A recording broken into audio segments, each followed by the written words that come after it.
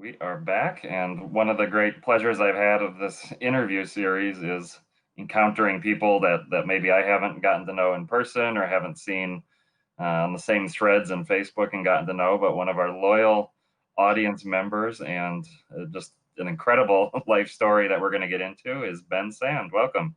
Hey, Stefan. Nice to meet you finally. Yes. So, if I asked you, where are you from? How would you even begin to summarize that? Yeah, it's a little bit complicated, but my father's Norwegian. My mother's Finnish, part German, grew up in Sweden. They met in England, got married in Sweden. She grew up in Australia. My sister and I were born in England, and then we moved back and forth between England and India until 95. And since then, I've pretty much lived all over the place. I don't stay too long in each country, so yeah, hop around. And do you have a base that you return to, or is it always purely hopping around? I haven't usually until about 2007. Then I started coming back to Oslo. I never actually lived in Oslo before then. So from 2007 onwards, it's been my summer base. I'll put it that way. Yeah. And for people that are of the wandering type, I would say Oslo, I think the first thing to their mind would be the perception or reality of extreme costs. So oh yeah, it's definitely true. So how do you? My friend was just at a Vietnamese restaurant today getting a bowl of pho, and I asked him how much was it, and it was the equivalent of $19 US. Yeah, and a beer is $9. That felt like the first time I went to Australia when the US dollar was very low and the commodities boom, and I was like the hamburger was about 19 US it seemed, and I don't want to have the slice of cheese.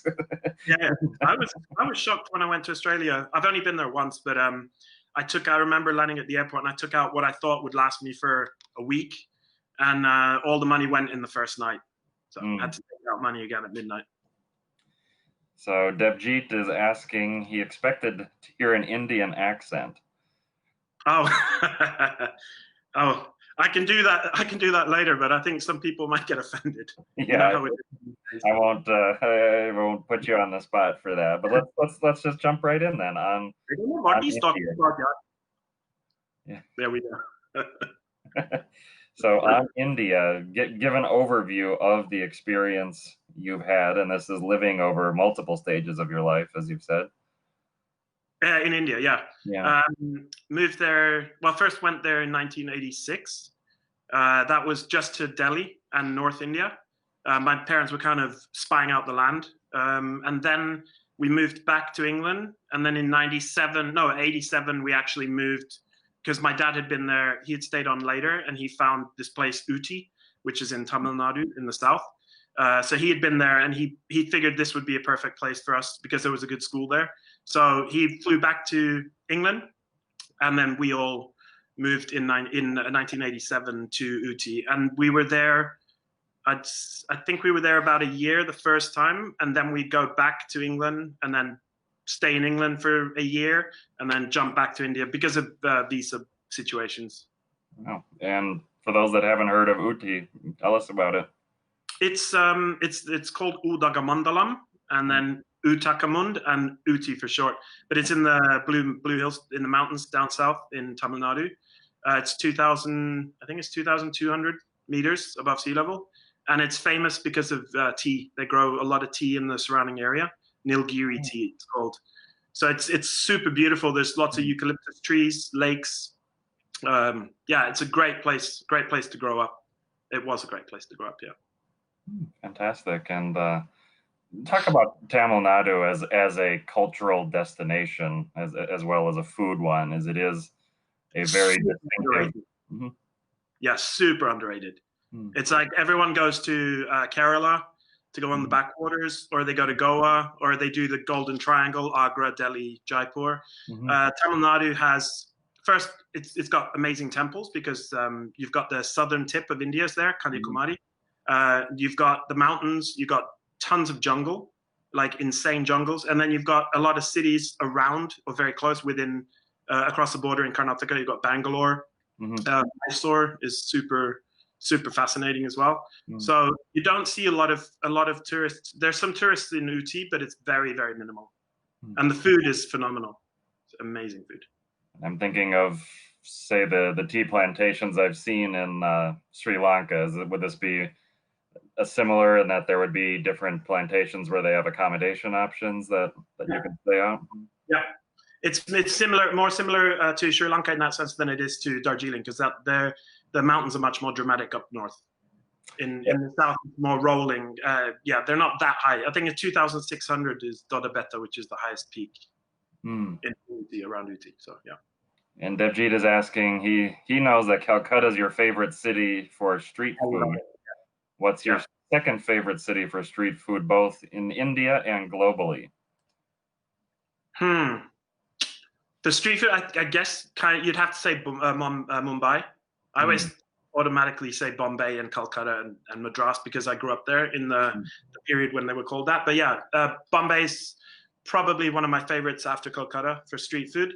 Even though I've been in India so much, sometimes when you have a street food meal in Bombay, you pay for it for the next 2 weeks. So I'm not immune to getting Delhi belly at all still.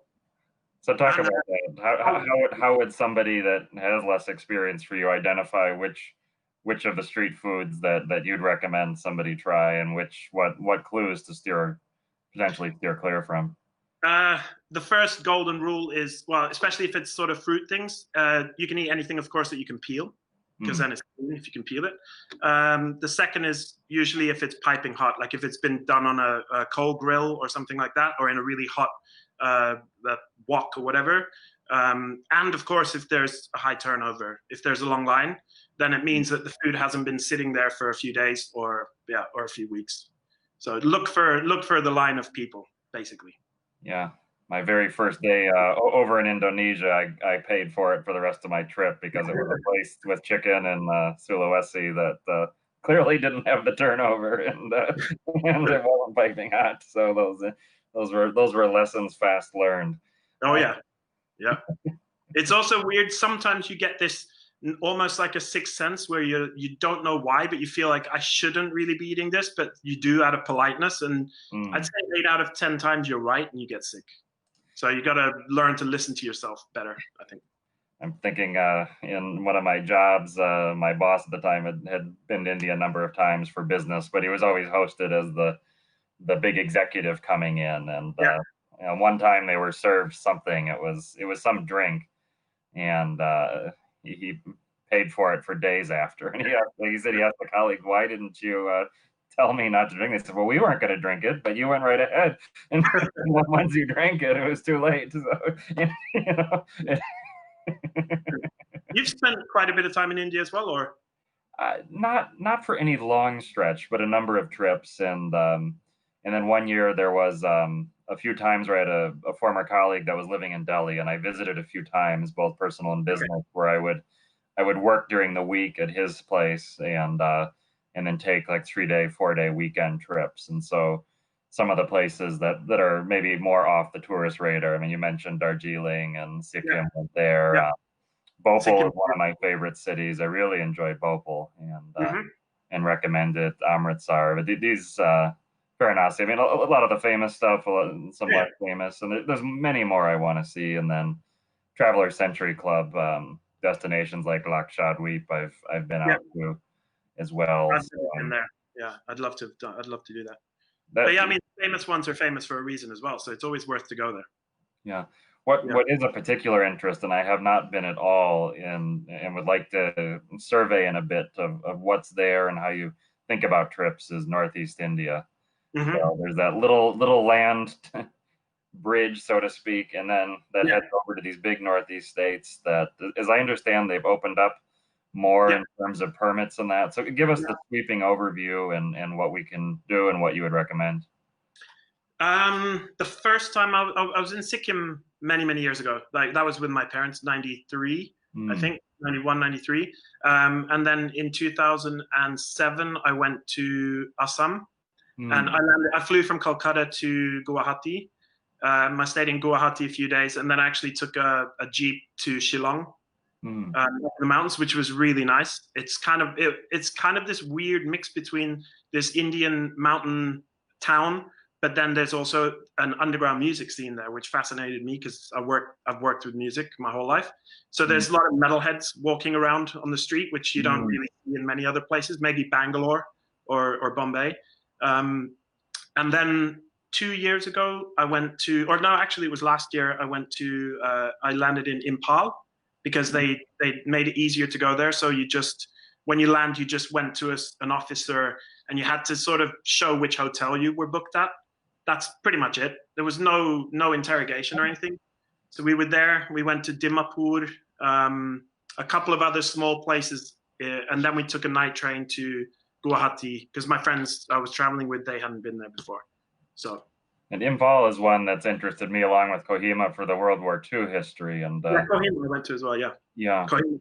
Did you? Impal is totally crazy, like polluted. Did you visit any of the World War II sites? Or? I didn't know. I was with two musicians. Okay. So there was a lot of drinking involved, and then there was a lot of, they wanted to just look for shawls and jewelry, like tribal. So I was basically just standing outside the store while they were inside looking at stuff. Okay. You were probably meeting and seeing the world while they were haggling. So that's. But they're good for. They travel a lot as well. So Talk about the music scene. You've traveled all over the world in music, but let's stay based in Northeast India for a minute, or perhaps even Southern India. What are you experiencing? You said metalheads, or you're traditional music, or all kinds of music? All kinds. I love traditional. We got invited to go to a wake in Guwahati. It was just in a neighborhood around from the hotel we were staying at, and there was a tent, and there were people inside playing, and it was just magical, just beating on these big drums and cymbals and chanting and stuff. So from anywhere from that to hip hop, metal, Indian bands as well. I've got a friend in Bombay who I stay with, in Prabhadevi, which he's super into the music scene there. So every time I go to his house, there's always some sort of concert on that he drags me to at this place. I think it was called the Blue Frog. I'm not sure they're open anymore. And another couple of places like Tito's, I think. There's some metal bars and things like that, which are quite interesting. Ghetto is a cool bar in Bombay. It's in Breach Candy. Now, this kind of scene has not been part of my travels, so what am I missing out on? Sleeping on floors, basically, and not eating for a few days, or being broke perpetually. I haven't done when I'm with music. I've been touring around the world. That's like America, Japan, mainland Europe. When I'm traveling in Asia, it's been just the hobby seeing shows and trying to find obscure music for our blog and stuff like that. So that's not been. I haven't tour managed bands in Asia except for Japan.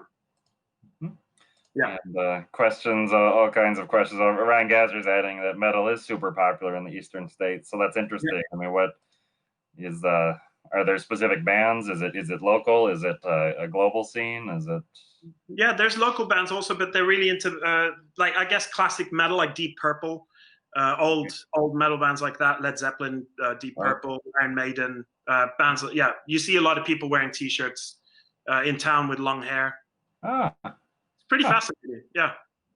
And he's also he's peppering me with questions. I should send the feed to him. So why do you call yourself Ghostkamera?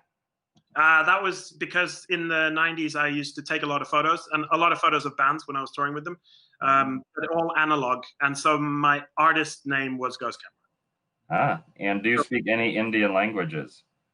No, thoda Hindi bolna.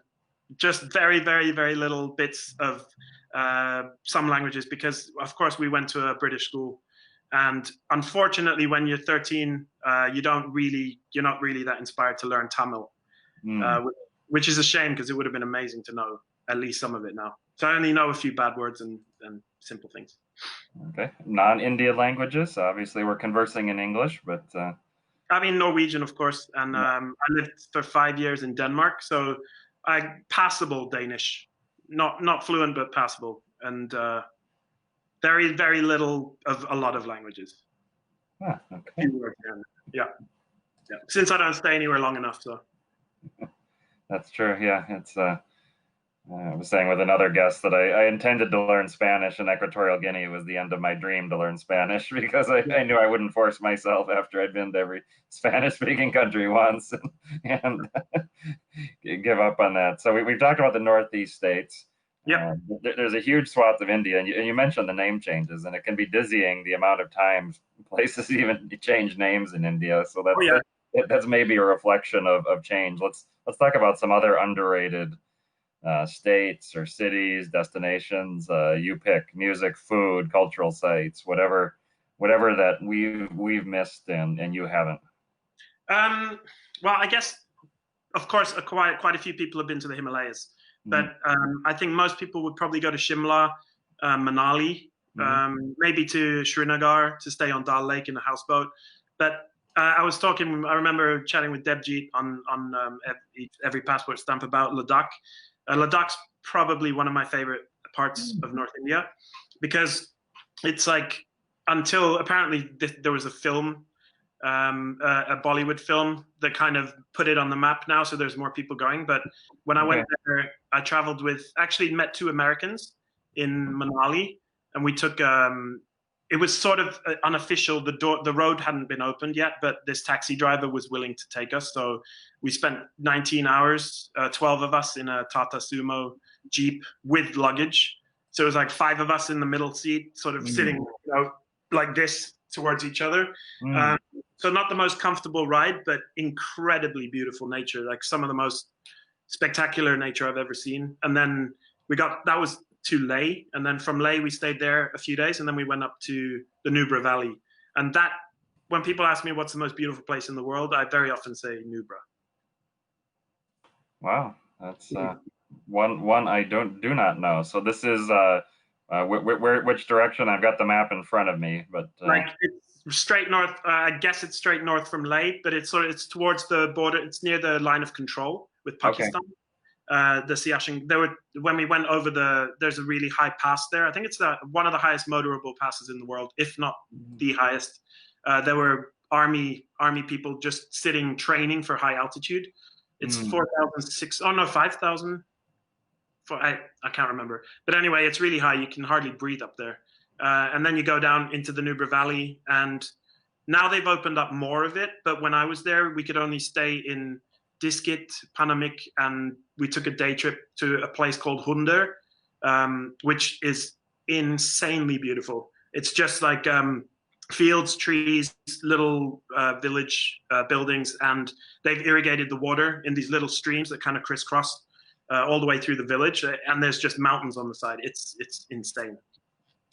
Tell me about the concept of union territories.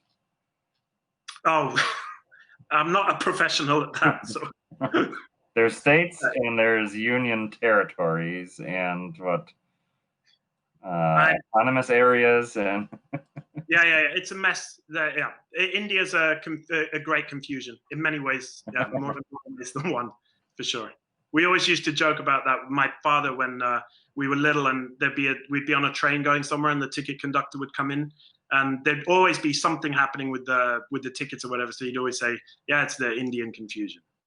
So I'm looking at this list, and there's a few that I'm familiar with from lists. So Andaman and Nicobar, I'm familiar with. Delhi is a territory, Jammu and Kashmir, Ladakh, Lakshadweep. Why? But there's a few that I've either heard of, but I have no idea why they'd be a union territory, or what it is that I would be seeing. So let's canter through. Changed so much that even when the last time I was in Uttarakhand, so I went to Rishikesh, and then I went back a few years later, and I was looking at some of the neighboring states that I thought I'd been to, and they'd all changed their names as well. So, yeah, the Wikipedia article has all the list of former states seems to be longer than. Yeah, exactly. Longer than Chandigarh.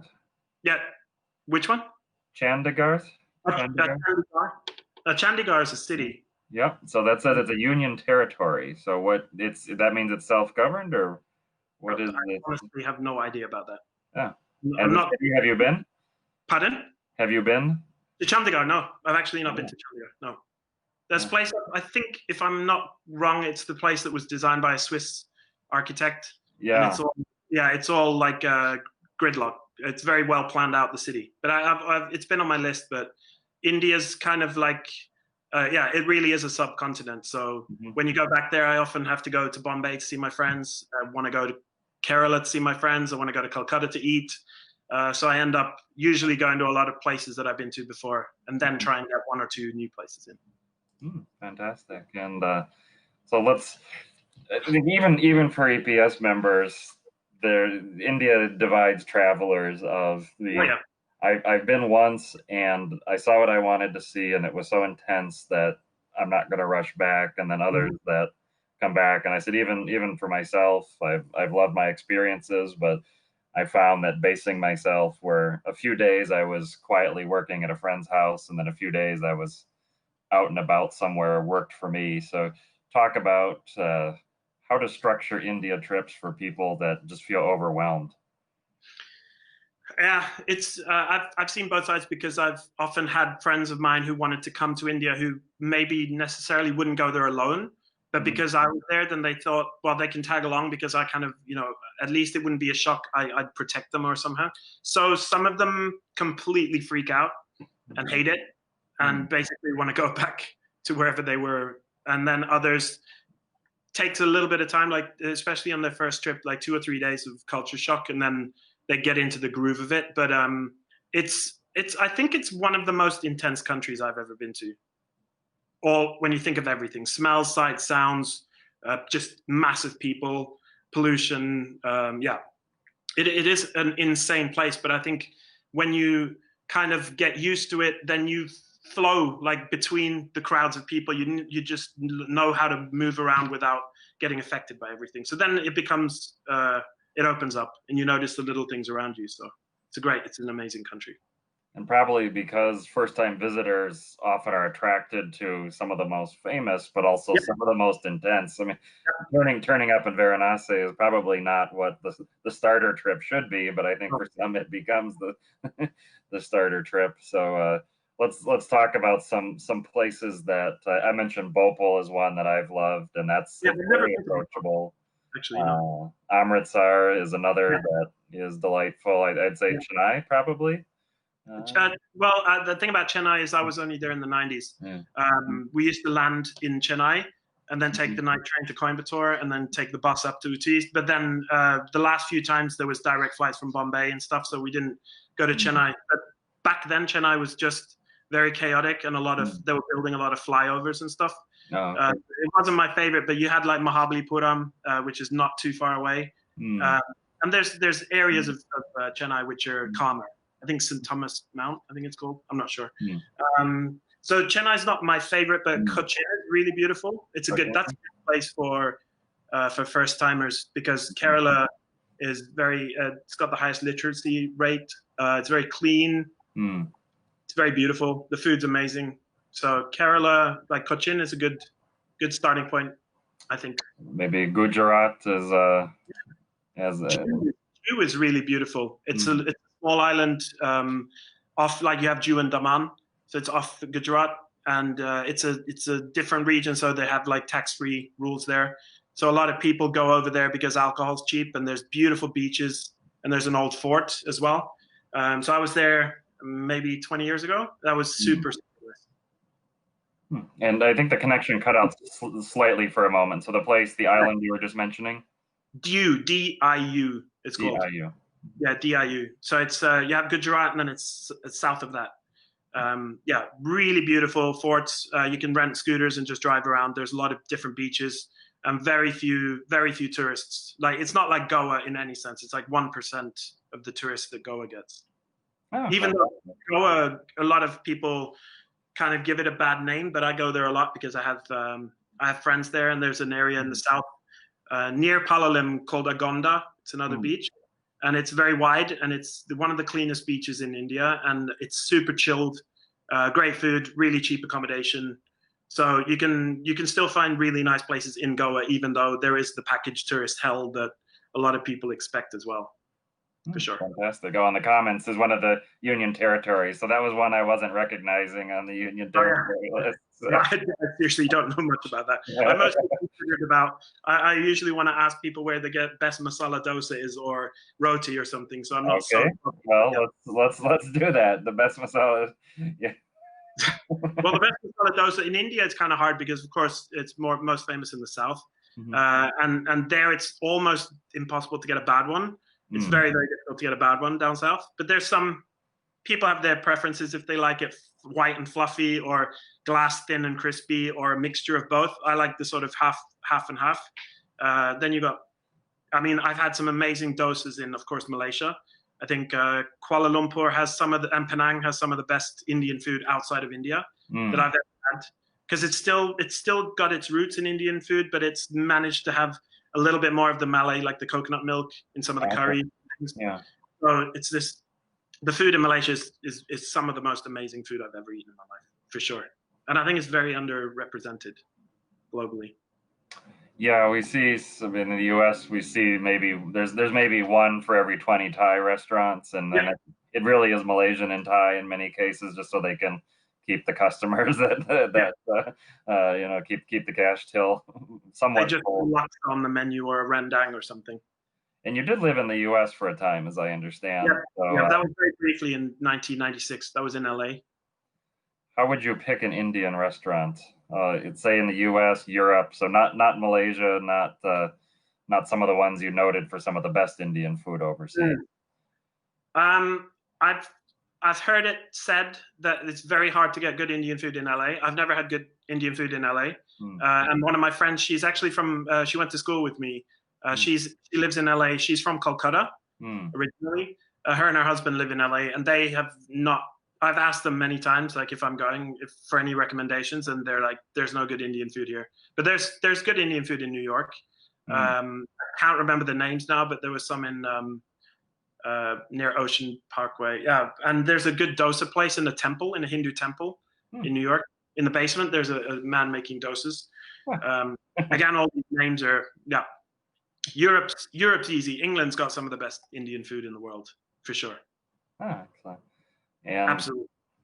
And so how is it that we have certainly so many restaurants that call themselves Indian food, and a lot of the customer base appears to be Indian, and then other, all sorts of nationalities as well. But how is it consistently poor in your estimation? I'm wondering how that, like, I know more about Chinese food, and it's very clear, is it a Chinatown restaurant? And even restaurants that have both menus will have the Chinatown menu, and then they'll have the real menu, and others are just one or the other. But it seems like Chinese, at least I have a sense of knowing where something will be good. And Indian, I really just don't have a clue. For sure. I think especially in England, at least, a lot of what people think are Indian restaurants are actually Bangladeshi. So they're not Indian chefs, Indian cooks in there, or Indian owners, but they're still called like the Taj Mahal or whatever. So England, like Birmingham, Leicester, not London, but there's some parts of London also, Tooting and Southall, West Ham, they have really, really good Indian communities. And it's just like mom and pop shops with nothing fancy, just like regular tables, no tablecloths or cutlery. Very often just glass counter with food in sort of tins, like containers, where so it's almost ready-made, like a buffet type thing. They're usually the best spots.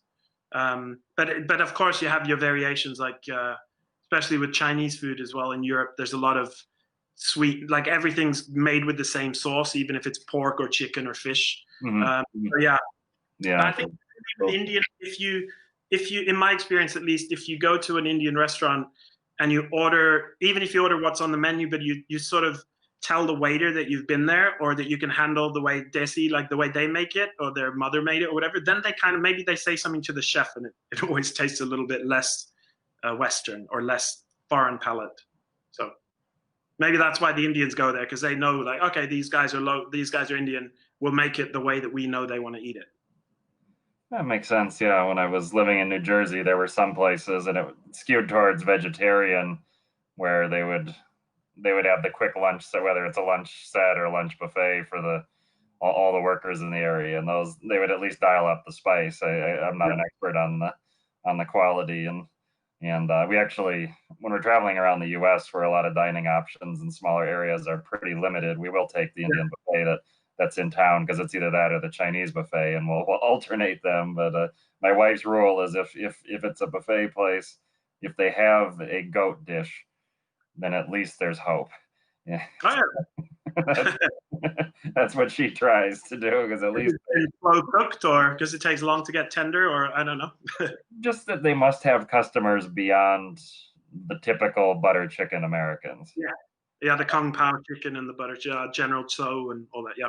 Yeah, I mean, for the Indian buffet, if somebody's eating goat, it's probably not just the only butter chicken and rice. So that's the that's the hope. But I want to get back to good food. So the ramen is your shirt. If you lean back, Yeah. so let's talk about ramen. And it's and I'm going to share a link to your blog, Bitterman's Guide, and you are a ramen. It's not ramen only. You have a lot of other noodles, and that's you cast a wide net. But let's first on the craft of ramen.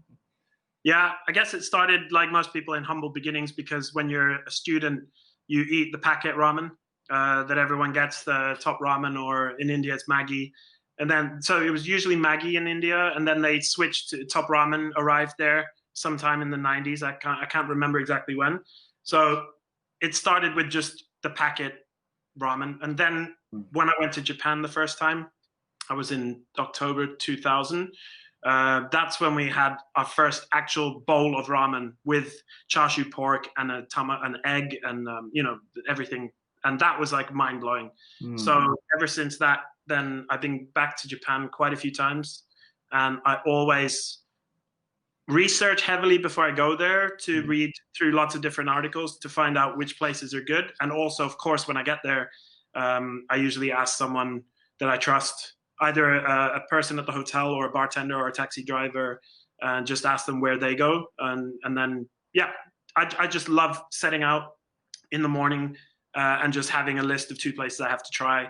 And sometimes they're great, sometimes they're not, but at least you gave it a go. And sometimes they blow your mind, and then they get put in the guide if they blow your mind. So, yeah. And how do you train yourself? It's a dish that there's standard recipes in a sense, and there's variations, but 10 different options might have a similar recipe, give or take. And so how do you train yourself, and what are you looking for to say this is really good? I want to be a connoisseur. I don't want to say every bowl tastes fine to me. Yeah, I think the number 1 is the broth. That's the most important thing.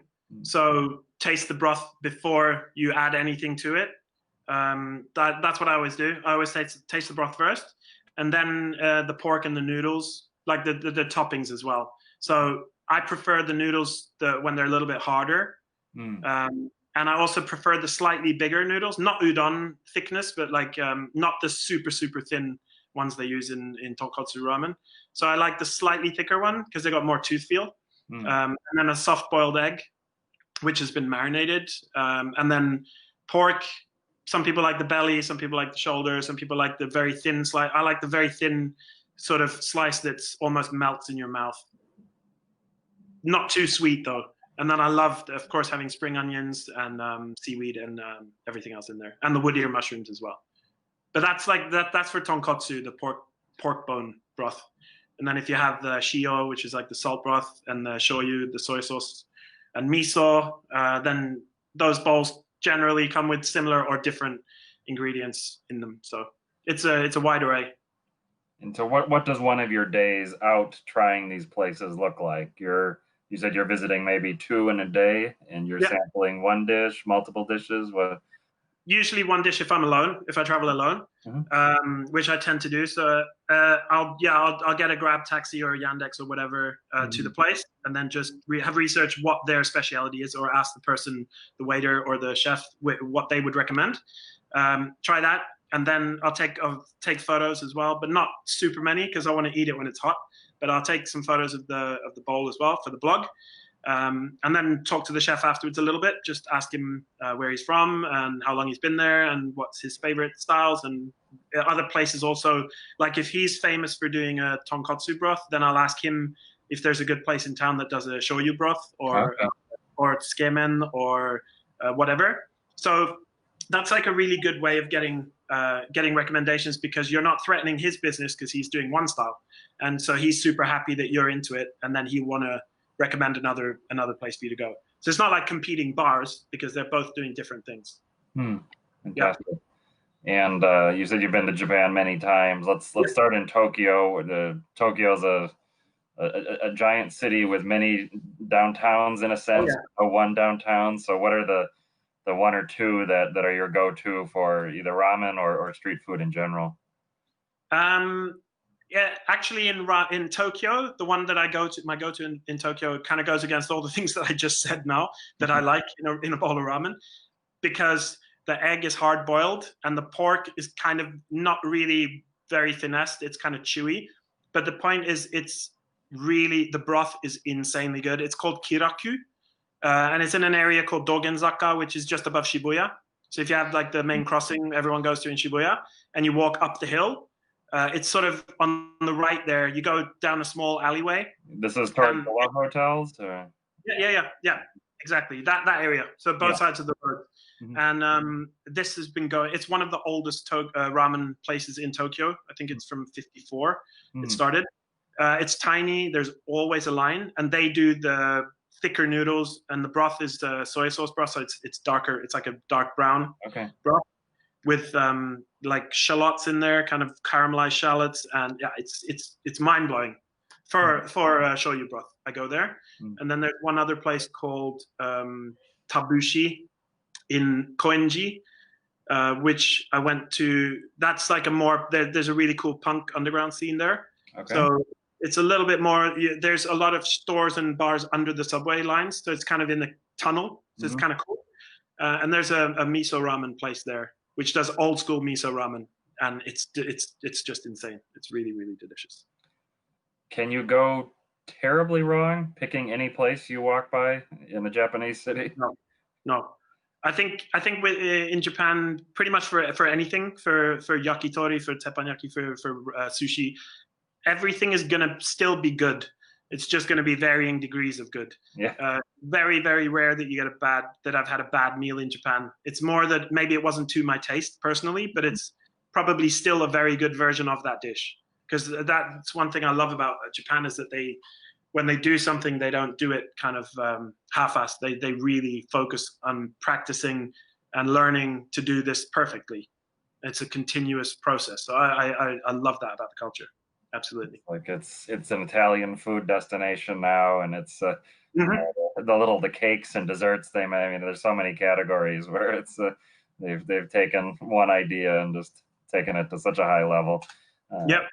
They're making pizzas better than a lot of Italians as well. I was going to say, we were in January of 19, not this January, the prior, and part of it, we spent a week in Tokyo on this trip, and part of the process is the skincare product shopping for my wife, of course. And so you mentioned Shibuya, just one of the very first stores. I forget the name. One of the really obnoxious 2-level ones that has the speakers blasting outside, all the noise, but it's got good prices. She's in one of those, and next door is just, I think even the front of it is like a doner kebab, and the back is an instant pizza, like 500 yen or something. And I just ordered the margarita while I was waiting, and there was half a slice left by the time she came out. And then she nibbled it. She grabbed it, nibbled it, and she hates pizza. And she said, "This is good." She made me order one, and that's the only time we've ever had. And it was just, I mean, it was an instant pizza. I mean, but it was done with such care and such delicious cheese that just lightly cheese. And so we had one in Okinawa, in Naha, a few years ago, 3 or 4 years ago. I was there with a friend, and we'd started in Tokyo, so we'd already been in Japan for quite a few weeks. So at some point we were kind of a little bit tired, and okay, let's get a pizza. And we read about this pizza place there, and it had a 2-hour wait. So kind of bummed, like, hungry and don't really want to wait for 2 hours. But they had one table outside, and it was super hot, and nobody wanted to sit outside. So they just asked us, like, if you guys want to sit there, then you can just go for it now. You don't have to wait. So we were like, course we'll just sit down. So, and that was like a Neapolitan style pizza, and it was just insanely good. Talk about Naha as a destination and also in terms of food, because I figure many of the visited tourists to Naha, to Okinawa, just fly in and then transfer to a different island for their resort or stay. Naha's super cool. It's like a small Japanese city, of course. You've got the monorail thing going above you, down Kokusai Dori, the main street and stuff. And then you've got Okinawa soba, which is a really good bowl of noodles, like a clear broth with thicker soba noodles and like a fish cake type thing.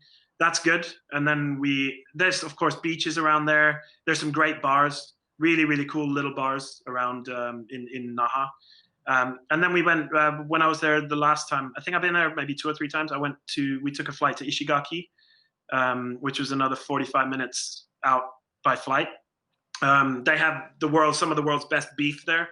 So it had some amazing beef. It's like everyone talks about Kobe and Wagyu, but Ishigaki beef is really, really famous as well. And then we took a ferry to Iriomote, which is another island, for the habu snake. So, yeah, we hung out there for a couple of days and then went back to Ishigaki and were woken up we stayed in it was like a capsule hotel, but not the one with the small beds. It actually had a full-size bed and a curtain in front of it. So it was like rooms, but without any floor space. And at about 8 o'clock in the morning, we were woken up by a woman behind the curtain, just sumimasen, like, okay, what's up? And she had a sign in English, and it just said, please get out now. So we were like, okay, did we do something wrong? Were we loud last night coming in or whatever? But but then we noticed that everyone was leaving, and we all collected outside. And then somebody who spoke English came and told us that they'd found a World War II bomb about 50 meters away when they were doing some construction. So we all had to go to like a 600-meter perimeter. And we stayed out there for about 5 hours, and then things were okay. They diffused it, or they found out that it wasn't active anymore. Then we could go back to the hotel. So we're happy we weren't getting kicked out. We were just being protected, actually. So, yeah. Okay. Speaking of my wife, yakitori is probably her favorite. So where should we go? We could fly to anywhere in Japan if there's a town that's particularly famous, or if you've got a restaurant. To be honest with me, it's mostly something that I just get if I'm walking somewhere and I see it. I won't. When I'm in Japan, I'm mostly about ramen. Like, of course, when I was in Osaka, I had okonomiyaki, and in Kyoto, I had some udon and the beef in Ishigaki and stuff like that. And of course, another thing in Naha, which is great, they have this seafood market. And so if you go upstairs to the second floor, you can get a really, really good plate of sushi or sashimi for pretty good prices. And the fish is super fresh, of course. So yakitori and stuff like that, it's not something that I actively go out to find. I do the beef. There's a place in Tokyo which does super good Wagyu as well, Kobe beef. Dotonbori, it's called, I think. That's in Shibuya also. It's a really, really small place. Amazing beef, lots of marbling, lots of fat on it, so it's super tender. Fantastic. Yeah. I might bring her to Okinawa. She's traveled on her own around Kyushu and places like the roast clams or oysters in Kagoshima, and that she came back raving about. So yeah, there's nice. Yeah, Japan. I've got to go and see a lot more. I've only been to a limited Osaka, Kyoto, Tokyo, and then Ishigaki, Ryomote, and Okinawa.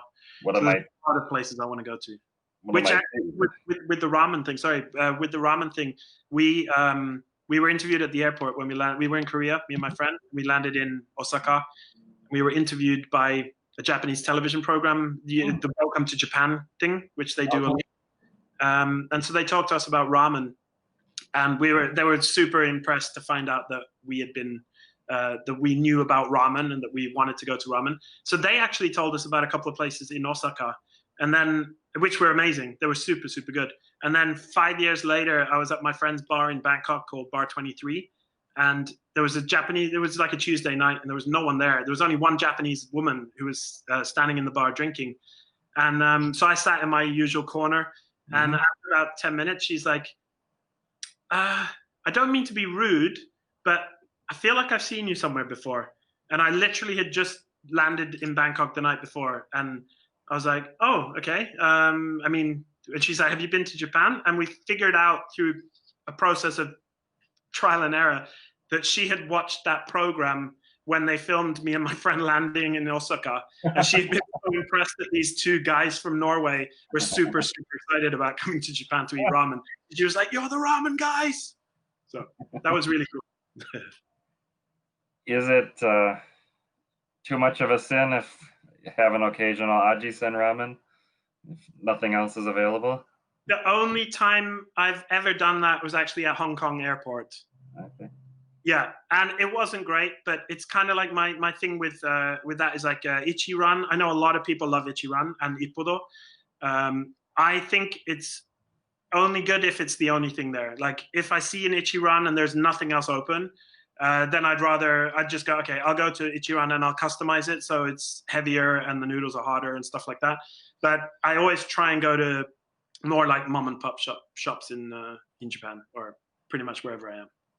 But there's the standard of ramen has gotten so good worldwide. I've had good ramen in Odessa in Ukraine. I found an amazing place in Bratislava, like amazing ramen. Bangkok has some of the best ramen. Kuala Lumpur, Jakarta, even. They're generally local chefs, or they're Japanese? Some of them are Japanese people who've opened chains, but they're not sort of mass chains. Maybe they have 15 or 20 restaurants worldwide, not 200 or whatever. And some of them really is just, I talk to them as like a guy who grew up in Tokyo or in another part of Japan, studied ramen, and then wanted to go and live in Europe and figured, okay, I'll just go to Bratislava and make ramen, and made amazing ramen. So I always try it wherever I go because you never know. Most of the time it's bad outside of Japan, but sometimes you're really surprised. I'm thinking of so much of Northern Europe, these towns, you have the choice of the pizza or the sushi place. Yeah. So that's, do you have time at all for other Japanese noodles, or it's ramen or bust? No, I like soba, even the cold soba, which is served on like the tray thing, the wooden thing. I like that. I love udon noodles. I love, pretty much anything in a bowl with broth and noodles. That's good. Alpha, laksa, tukpa, beef noodle soup, because I used to live in Taiwan also. Oh. So huge fan of Taiwanese beef noodle soup as well. Oh, fantastic. How about Korean noodles? So cold. Yeah, I like Korean noodles. I haven't, the only thing with Korea is that I only spent about a week there because my friend who I was traveling with, who also was with me in Japan when we landed in Osaka and got filmed, he was invited to a wedding in Seoul. So we kind of added that onto the trip and just figured, why not go to Korea and go to a wedding? So it was at the Marriott Hotel in Gongwon, and it was 800 people. Gangnam. And it was literally 800 people in the Marriott Hotel, and us just sitting there watching this wedding of people that I didn't know, of course, but my friend knew briefly because he had put out a record by them in the States. So I didn't eat, but we literally, I kind of learned quickly in Korea, when you're going out with people there who are hosting you, you just shut up and just go wherever they take you. You don't even tell them what you want to eat. They just order for you. So we have no idea where we went, but we had some amazing food. Oh, that's great. Fantastic. And you mentioned living in Taiwan, and that's one that, I mean, generations of scholars before PRC opened up, you know, we're based there, a lot more expats. And then I feel like since the 80s, really, it's been overlooked by a lot of people. Oh, yeah, for sure. And it has tremendous merit. So speak to living in Taiwan as well as the food culture there. Living there, I was an English teacher for a while in Shida. So I lived in Zhonghe, which is a little bit outside of the main downtown of Taipei City. And then I lived in near Technology Building, the station. So it's like Heping Fuxing Road, the crossing there. So I had some time off, of course. I went quite often to Taroko Gorge, which I think is absolutely spectacular. We rented scooters in Hualien and would just drive up there. And there's a small Catholic hostel in Tianxiang. You can stay. It's like 15 bucks a night. So you can drive in during the day, stay there over the night, explore during the day, and then ride back to Hualien to take the train. So it's a nice weekend escape from Taipei. And then you have Wulai as well, which is even closer. It's like a 40-minute drive. Super nice. And we went down to Kenting as well. Yeah, I think Taiwan's amazing. The people are so friendly. It's safe. The food's amazing. It's cheap-ish if you consider it's near Japan. Yeah, I can't speak highly enough of Taiwan. I recommend every single person I meet to go there because they always go to Hong Kong or Tokyo or Bangkok, and I'm like, you really, really should go to Taiwan. It's amazing. Yeah, and it's a very different. I mean, even Taipei, it has its moments of flash, but in a lot of it isn't flashy, and it is these small places. I mean, it's not a glitzy city at all, and I mean, and a lot of these more traditional dishes. And mentioning my wife again, I mean, when I finally convinced her to visit there, she came back and said these were smells that she had almost forgotten she knew from childhood of dishes that in the mainland you just don't get because everything's been replaced by bigger and fancier restaurants and new things. So we do have an impossible question, maybe or maybe not. Taiwanese style or Korean style fried chicken? Oh, okay. I'll answer it this way. I love Korean fried chicken, but I think sometimes it can be a little bit on the sweet side. Even if it's spicy, it still has an underlying sweetness to it. But the best fried chicken I've ever had in my life was in Taipei. And it was in this bar called, I'm not sure if you're allowed to swear on this, but it's called The Fucking Place bar. And it's because people didn't know what to call it. So they always used to say, let's just go to that fucking place over there. So they called it that. And the bartender there, he's called Little White, and he has, or Little Rabbit, and he has the phone number of a guy from the red light district who cooks fried chicken in his home and delivers it on a scooter. And it sounds all wrong, and it should be really sloppy and uncrispy when you get there, but it's not. It's the crispiest, most amazing fried chicken I've ever eaten in my life. Oh, fantastic. Well, to see about that. We're thinking if we are able to travel internationally this year and if they'll take us, that Taiwan is maybe the most likely target. They seem to have their act together, and I have tremendous respect for what they're doing and love the power. They've got it in control. Hong Kong, well, apart from the China influence, of course, Hong Kong has managed the disease very well. Finland's done pretty well. New Zealand's done pretty well. All female prime ministers and presidents. So it's good. Yeah, that is an excellent point. I neglected to press you on a favorite Indian dish or type of Indian cuisine. The thing I get cravings for is chapatis, because when I was a kid, my mum told me this. That's the first solid food I ever got.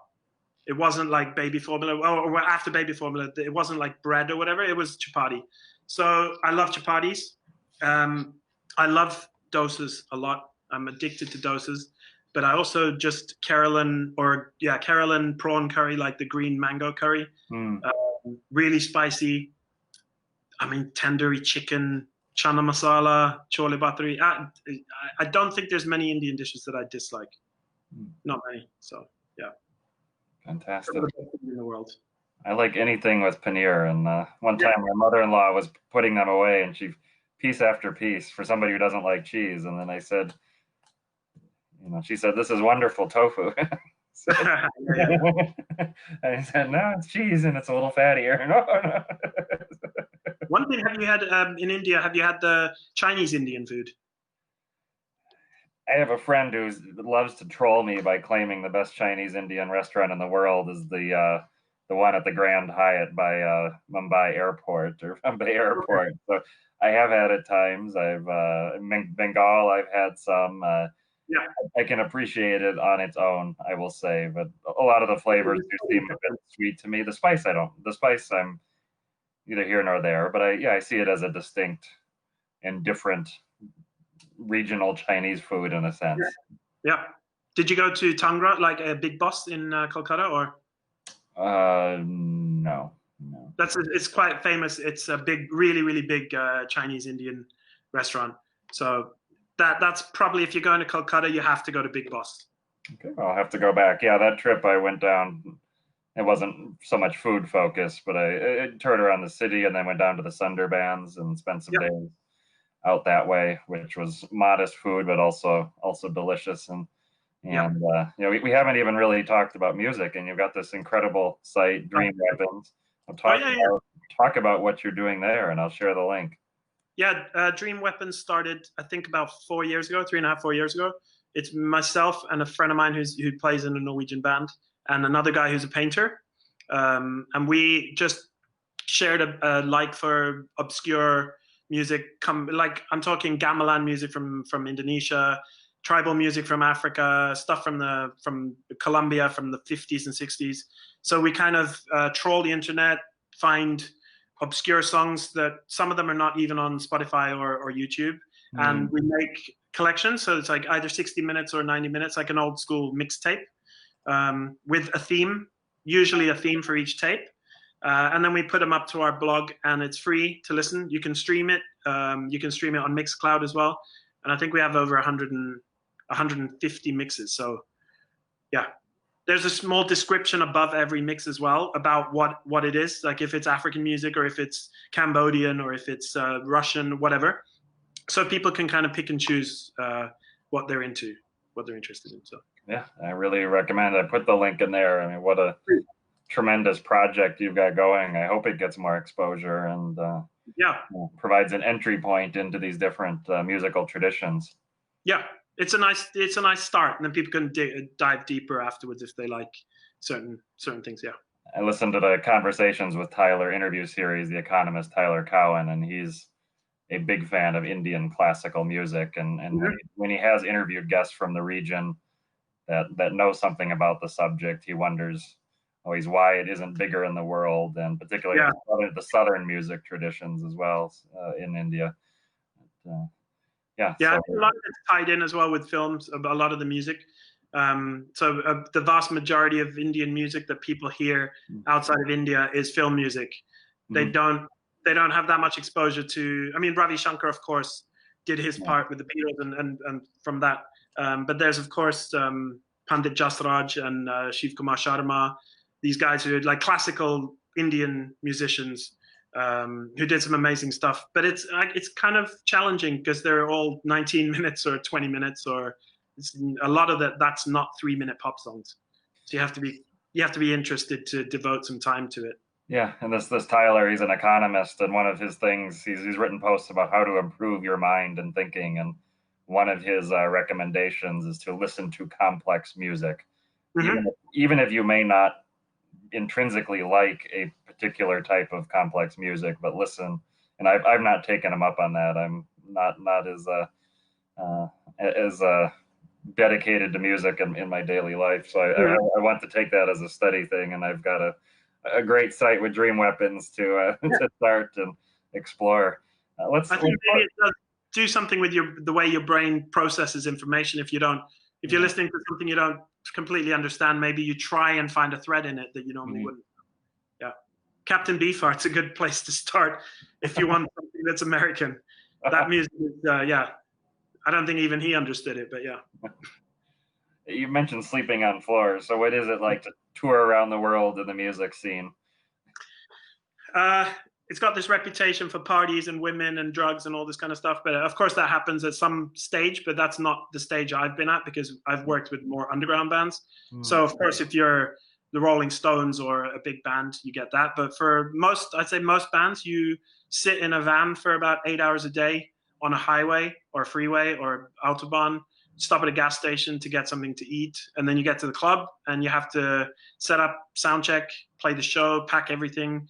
And if you're lucky enough to have a hotel, you go to the hotel. And if not, you're crashing at somebody's house. And a lot of the time, it's a mattress on the floor. So it's not the most glamorous thing in the world. But the good thing is, like, especially in the States, in Europe, not so much, but in the States, because the distances are so big. Like we went from Minneapolis to Seattle. So we had the agent who booked the routing of the tour gave us 3 days to do that, and our driver was this insane American ex-Vietnam vet guy. So he drove. We had a bus then, an actual tour bus, nightlife, so we could sleep on the bus. So he drove the entire thing in 27 hours straight. So we had 2 whole days off in Seattle, which was amazing because then we didn't have to load in or anything. So we had 2 days to go and just explore the city. So I love Seattle. It's an amazing place. Amazing you picked that route. So I live in Seattle and have been looking at visiting my mother for her birthday in Minneapolis, and that's exactly how long it takes to this day. And I'm not sure that if my wife won't agree to let me spend some time in a hotel or something, I don't think it's going to be feasible. Oh, I have one story from that trip. If you have time. Yeah, absolutely. On this trip from Minneapolis to Seattle, we did it twice because we did 2 full US tours. So on the second tour, on the first tour, it wasn't this crazy Vietnam vet guy. It was a regular metalhead dude who wanted to sleep. So he stopped in Billings, Montana. So he had to sleep for 10 hours until he could start driving. So this was a Sunday, and we didn't know anything about Billings. So we walked around town trying to find somewhere to eat, and then we wanted to go to a bar. And there was a bar there which was like it had the swing doors, like saloon doors, lots of motorbikes parked outside. So we should have known better. The band that I was touring with were kind of psychedelic bands, so they still had traces of makeup around their eyes and flamboyant shirts. So we go in, and literally the music stops almost. It's like everyone stops, looks at us. They're all bikers, big beards. We sit at one end of the bar. The bartender comes over and she's like, yeah, what can I get you guys? We're like, oh, we'll just have some beers, please. And she's like, where are you guys from? Norway. Oh, wow, we've never had anyone here from Norway before. And then people started becoming friendly. But then this one big biker dude came. I was sitting at the end of the bar, and there were 2 spare seats next to me, and the rest of the band were to my right. So he came to my left and sat down, and he's like, he looks across at everyone, and he goes, you boys like Brokeback Mountain? I freaked out. I didn't know what to say. And my stupid sound man, who was drunk at the time, went, oh, yes, it's a very good movie. So then there was a little bit of a pause where everyone kind of, he freaked out. And then this other guy came over and sat right next to me. And then I thought, okay, now we're going to get into a fight. But he was a super cool dude who owned a sawmill nearby. And he was like, this guy's just messing with you. I'll deal with him. I'll protect you. And he just bought us drinks the rest of the night. Oh, wow. Took a side room with loads of taxidermy and stuff. So it ended up being a fantastic night. Did you guys do a set too? Did you guys do a set while you were there? Oh, no. The bus was parked quite far away. Yeah. When we returned, there was a dude trying to get onto our bus because he wanted to go to Seattle also, and he wanted to pay his way with a big piece of cheese that he had picked up in Wisconsin. Sweaty cheese wrapped in saran wrap. It was like, no, you're not getting on our bus, dude. You meet all sorts of people in the wilderness in the middle of the night. Oh, goodness. Well, speaking of that, coming home, it took you 2 months to get home to where you are now. So Uzbek food, and we'll close with how on earth it took you 2 months to get home. Yeah, I had some great food in Uzbekistan, especially in Samarkand, and Khiva, a couple of places in Tashkent as well, and Bukhara. But then I got the note from the Norwegian travel agency insurance company, I think it was on the 12th of March, saying that if you're Norwegian and you're outside of Norway, you should try and get back as soon as you can. So actually I met Eva from Every Passport Stamp as well, Swiss. She was in Khiva at the same time with her husband, and we kind of crossed paths, but we didn't talk. We sort of said hi and didn't talk. And then through a long process of WhatsApp groups, embassy problems, we all managed to get on a flight out of Tashkent on the 26th that went to Munich. My flight from Munich was cancelled. I had a flight onwards that got cancelled, so I had to go to Berlin and stay in a studio with some friends of mine who run it. So I was sleeping in the studio for 5 weeks. Had 3 flights cancelled. Trains were everything was cancelled, and in the end I had to take 2 trains, an overnight ferry to Gothenburg, and then a bus from Gothenburg to Oslo. And the ferry was there was 5 passengers and 10 truck drivers on this entire huge ferry. So that was very, very surreal, walking around at night and there was nobody. Wow. Yep. And then to quarantine. second quarantine. I had one when I landed in Berlin, and then one here. So, and nice. Here you are. Yeah, exactly. And last one, what's a country, it might be a cuisine you already know something about, but what's a country that is next for your food exploration to go in deep? I'd actually like to go to, Argentina, because I've only been in South America. I've only actually been to Colombia. I've been to most of Central America and Mexico many times, but I've wanted to save South America for when I have at least 6 months. I like traveling like slowly. Even 6 months isn't enough for me. So then I'd like to go to Argentina and have some real good steaks, some Malbec, some wine, and the goat that they do over the fire spit. Empanadas I love as well. So I guess Argentina would be a good place. Fantastic. Yep. All right. Well, thank you for joining us. What a fun conversation. My pleasure. Have a great night. Yeah. Take care.